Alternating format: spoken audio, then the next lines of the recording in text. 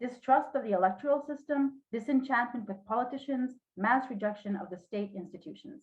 These all seem to be pretty much the norm in many Western democracies. One way of combating these feelings and helping citizens perhaps reclaim their decision-making powers is by holding so-called citizens' assemblies. The participants for these assemblies are selected via stratified random sampling for inclusion based on gender, age, and social class. And the task of these basically everyday group of people is to get information about and discuss particular issues and eventually come up with specific proposals for decision makers. We in Hungary are happy to say that we've recently concluded the second Citizens Assembly, which was hosted by the city of Miskolc. The first one was held by Budapest last year. However, when it comes to holding national level successful citizens assemblies, all eyes are on Ireland, where recently the Citizens Assembly on Gender Equality has finished its work and submitted no less than 45 recommendations to the Irish legislature. I won't try to pronounce, I'm sorry. So the Citizens Assembly on Gender Equality followed two previous conventions in Ireland, which led to significant constitutional and social change. For example, the Constitutional Convention, which sat between 2012 and 2014, recommended to allow same-sex marriage, which later passed in the marriage equality referendum in 2015. And the Citizens Assembly, which sat from 2016 to 2018, recommended repealing the Eighth Amendment to the Constitution, which was a near total ban on abortion. In 2018, this was also put to referendum and passed by 66% of the votes. So what is the Irish recipe? What is the Irish secret? And have these citizens' assemblies actually managed to change the political culture in Ireland? That is the question we're going to discuss. And our two wonderful guests here to talk to us are Mary Clare O'Sullivannel and Professor Jane Suiterrel. And just a very quick introductory, and then I will give you the platform. So Mary Clare O'Sullivannel was the secretary to the Citizens Assembly of Gender Equality. She has a 20-year civil service career based mainly in the Department of the Taoiseach. Sorry about the pronunciation.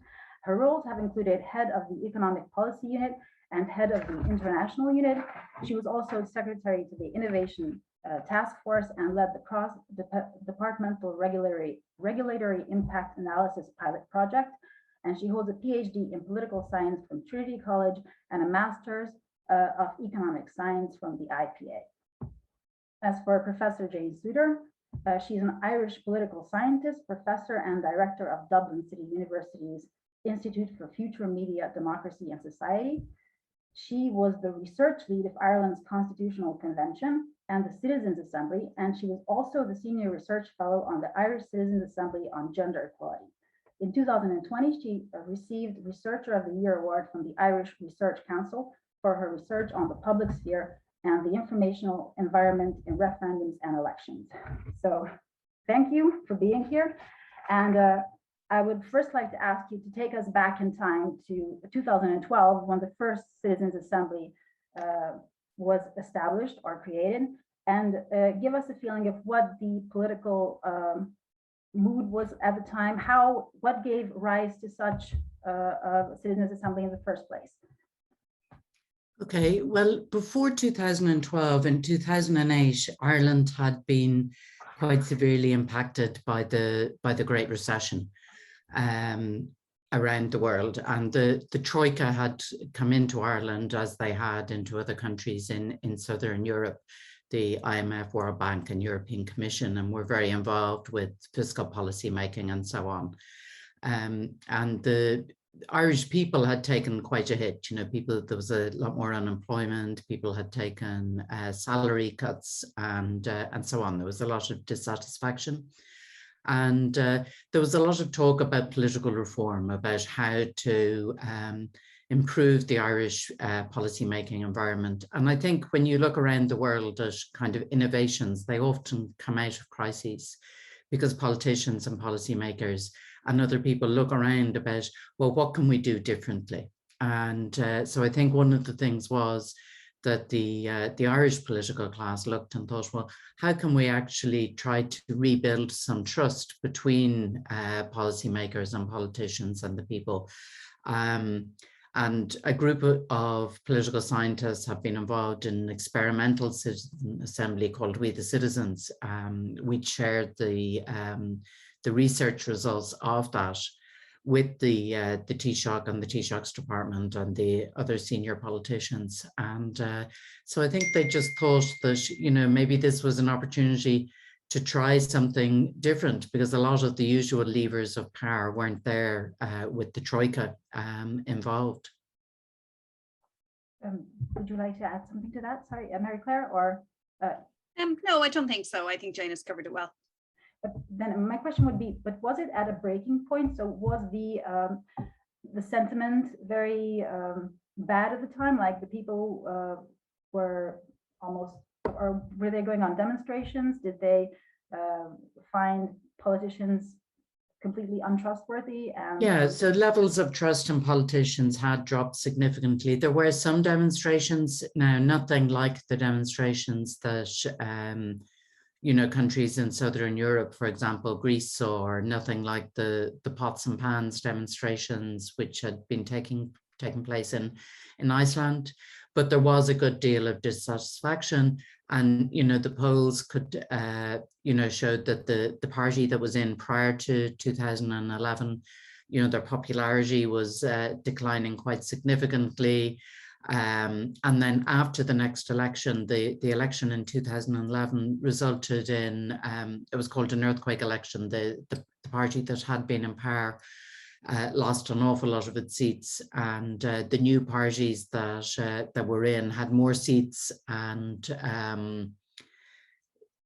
were kind of doing better than they'd ever done before. But again, the Troika were there, so they didn't have the same kind of policy levers that they would normally have. So I think that was this is one of the things that they saw, that this was a way to try to rebuild the connection and rebuild trust between the executive and the citizens. And so today it's part of the norm. So no political party would dream of cutting out citizens' assemblies in Ireland. It's just become very much of what is expected from the politicians now. Well, I think one of the things that happens with the citizens' assemblies in Ireland is that the resolutions establishing them tend to be agreed by the whole parliament. So that's a way in which all the political actors, regardless of party, have an opportunity to shape the citizens' assembly. So in that sense, it's very much seen as being an initiative which is inclusive of politicians right across the spectrum.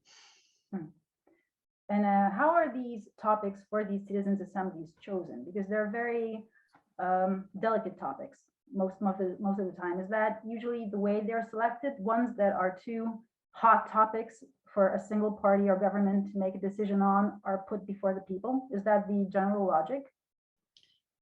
There's probably a few different things going on there. Even I'm sure Jane will want to comment as well from the kind of the political science perspective, but a variety of things. I mean, I know that in the report of the last Citizens' Assembly, the chair of that report made some conclusions about what kind of topics she felt were best suited to be going to these assemblies. And I think a lot of them have followed that path. They're either very big societal challenges, which really need, you know, buy-in across society. There may be intractable issues that have been problems for a long time. There are perhaps issues where there's a value in having a public debate. And I suppose topics the topics have been different, but they tend to share, I think, some of those characteristics. I mean, they tend to come from initially perhaps the government, and then the Oireachtas of the Parliament then have their opportunity also to input and to shape the topics. But Jane may want to add to that as well. Yeah, so usually they end up in the programme for government, and we usually have coalition governments. So, and often the programme for government then is made up of kind of bits of the manifestos of the different parties who end up in there. So they've often been things that have been in individual party manifestos.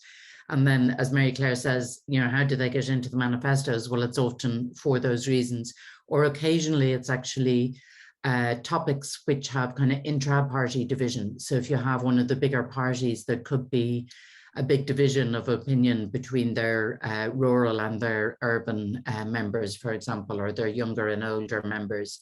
So that might have been the case for some of the larger parties in the beginning on marriage equality, where there would have been, you know, differences within the party itself about what to do, and therefore to go to the people and have the discussion neutralizes that kind of intra-party division as well to some extent. And the recommendations which are born out of these citizens' assemblies, are they met with backlash, or were they initially met with backlash from people who might not have agreed with the recommendations and would say that it does not represent the Irish feelings and opinions? Was there a problem with that at the beginning, or now, even now? I think not so much. I mean, I don't think you ever are going to have a majority of people who unequivocally support something, but I think as time has gone on and as the process has been seen to be extremely transparent in particular, I think the transparency is key. When the process is transparent, I think that the public see how the conclusions were drawn, and I think subsequently in the referendums that have followed the Citizens' Assembly or the Convention agreement, often the voting in the referendums has been quite similar to that was in the smaller group of people in the assemblies. Yeah, so there's always going to be some people who are on a particular side of an issue, but it's very anecdotal, it's very individual. There certainly isn't, you know, large groups of citizens or anything like that. You know, the legitimacy is quite high. And as Mary Clare says, you know, those who know about the Citizen Assembly or the Constitutional Convention often tend to vote the same way as it, so they see it as a kind of a useful kind of shortcut, I suppose, to, well, what would somebody like me, you know, who was able to have the time and think about this, what did they actually think? So I think people find it useful, and overall they're seen as legitimate by the vast majority of people. This might be a strange question, but was there a turning point, or was there a point where it became very obvious that from now on this tool will be a part of Irish politics? Like, was it one of the referendums, or what was the point where it looked like this actually works? I don't know if such a point. I guess I guess the big one was when the first referendum was held, which was the referendum on marriage equality. And, you know, that was the point when Ireland became the first country in the world to vote for marriage equality by popular vote rather than by a vote in the Parliament. And then the numbers in the referendum were very similar to the numbers voting for it in the Constitutional Convention. So I think people could see then that, you know, this was something that worked. And then I guess we knew it was probably going to be something more long lasting when the next government came in and proposed another citizen assembly, which was the one on the 8th and climate change and so on. One of the things you touched upon is that there was a reaction to these recommendations. Is there a time frame that is very important here, that people must see that the legislature or the politicians or the government reacts to these recommendations or makes them into referendums in a few years? Is there a kind of a time frame for this? Because obviously if it goes on for, like, if nothing happens for 10 years, then people become kind of skeptic or kind of lose their faith in this. Do you think there's an actual timeline for these reactions? There isn't anything specifically set out in legislation or anything like that, but one of the useful things about having this parliamentary resolution establishing the assemblies is that it sets out a process for how the assembly will be responded to. So, for example, the resolution that established the Citizens' Assembly on Gender Equality committed that once the report was submitted to Parliament, that it would be considered by a committee of the Parliament and that the government would respond to each recommendation. And I know certainly just in the last week, actually, it's quite topical here in Ireland, there was actually an initial parliamentary discussion of the Citizens' Assembly on Gender Equality recommendations, and a number of topics there were discussed. But I think you're right. I think for the Assembly to have legitimacy, and even for people to agree to be on it, they need to feel like it will have some impact.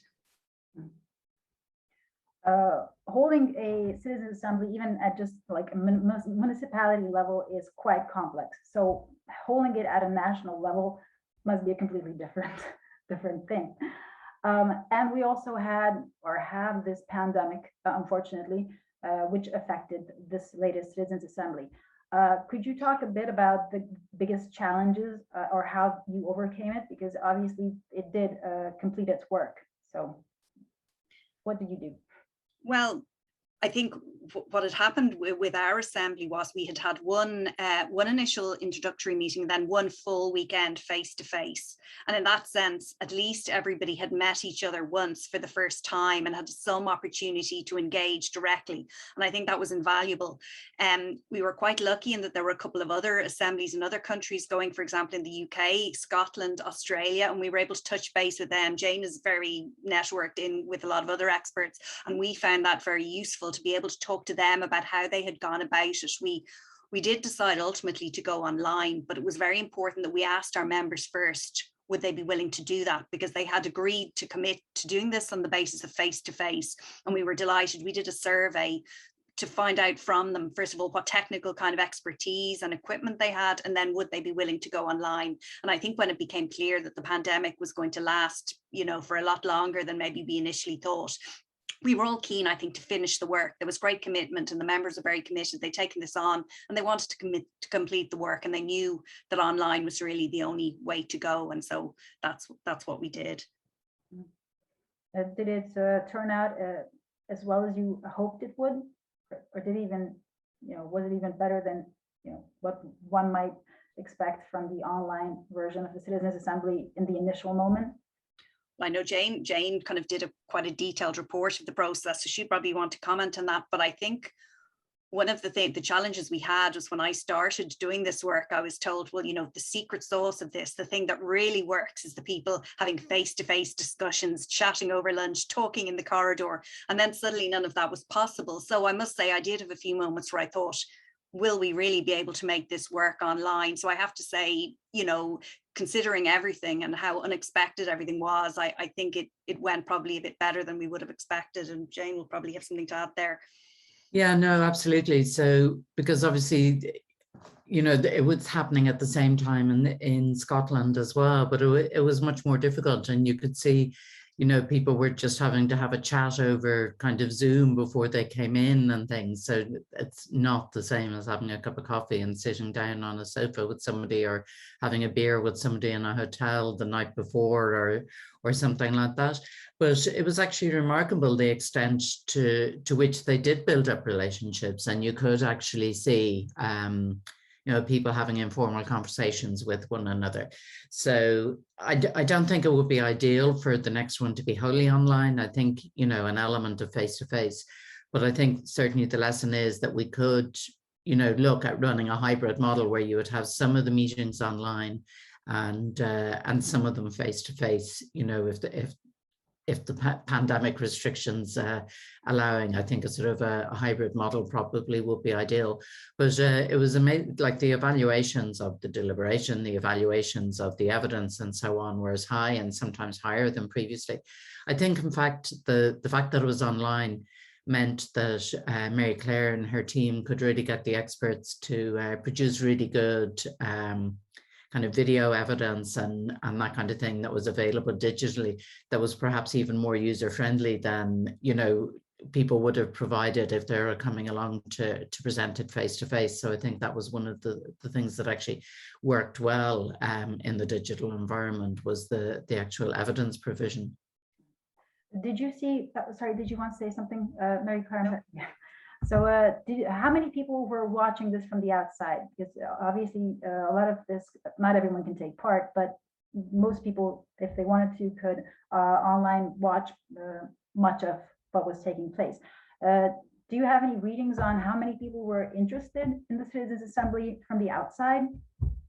I don't have the analytics to hand. I mean, I think that's fair to say that that's probably one of the constraints of having to be online, because, for example, when the assembly met in person, there was opportunities for journalists to be there and present and maybe cover on the television news in the room, live what was going on. And I think that's a bit more conducive to widespread kind of promotion and engagement. I mean, we were quite keen to achieve that as far as we could. So all the kind of the video evidence, as Jane mentioned, was online, as well as the kind of the plenary discussions. And also, we did ask also members at the end of the day to give a kind of a summary of what had happened that day, and we put that up as a video on the website. But it's probably something that you know, needs to be given careful thought when you're online. It's not quite as easy, in my own opinion, as it would be for an in-person event. I don't know whether Jane would concur with that. Yeah, I think so. I think like I think with the best will in the world, it's only the very interested who are going to ever tune into a live stream.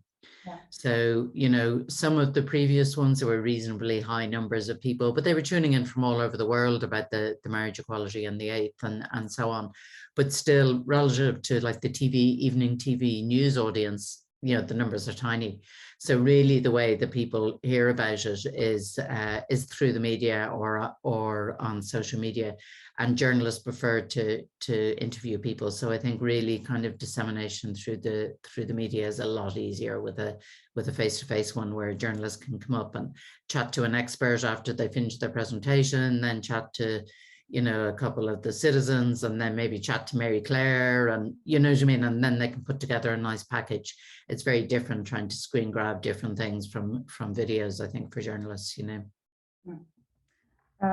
Regarding, I mean, I know the previous one has just ended, but are there plans for a next Citizens Assembly, or possible topics? Have they come up that could be the topics of the next Citizens Assembly? Yeah, the current programme for government now, our assembly got a little bit delayed by having to go online, so they were waiting for ours to finish. But there are actually 4 topics, I think, in the current programme for government. One is about local government and an elected mayor for Dublin. Biodiversity is another one. Drugs policy is a third, and the future of education. So they're all contained in the current programme for government. And were these citizens' assemblies in Ireland always national level events, or were there small like experiments for like municipalities? Trying to feel Hungary's future. I'm asking about Hungary's future here. Where do we go? So were they always national level events?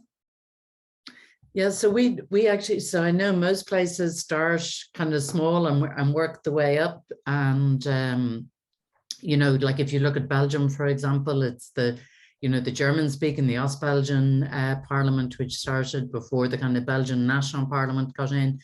In France at the moment, just last week, the councillors in Paris have voted for an ongoing citizen assembly. But I guess that actually followed Le Grand Débat and everything, which were national level. So I think it can go either way. And in Ireland, we started with the national level, but as Mary Clare mentioned there, one of the plans now is actually to have a Dublin one, which will be a regional one about you know, a local mayor and so on. So I don't think there's any hard and fast rule about whether you start small and build bigger, or start bigger and go smaller. Thank you. And recently, a European-wide series of citizen panels on topics such as migration have been launched. And there's also something called a global assembly underway, which is aimed at finding ways that humanity can address the climate and ecological crisis in a fair and effective way. What do you think about having citizens assemblies on like European and global levels? Is that feasible? Can that still work? Well, I think it's a really exciting idea, and I'm really looking forward to seeing the outputs from both of those. But if you were to talk to Mary Clare about the challenges of actually organizing this, you know, the day-to-day logistics, and you know, the kind of things that she and her team had to do to even organize a national level one, when you try to transpose those to a European or a global level, and especially with the translation and so on. Like I know with the conference on the future of Europe, you know, there'd be times where you might have a Hungarian person talking to a Portuguese person. So it goes from Hungarian to English, and English to Portuguese, Portuguese to English, and English back to Hungarian. So it doesn't, you know, it takes a while.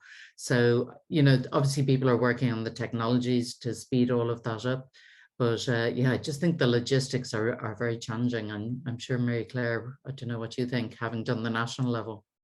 Yeah, I mean, I think, you know, it probably is quite challenging. And I suppose, the important thing would be to kind of, you know, place it within maybe sort of a fairly manageable topic for a starting point, and to start with something that might be logistically a bit more, because it is quite complicated.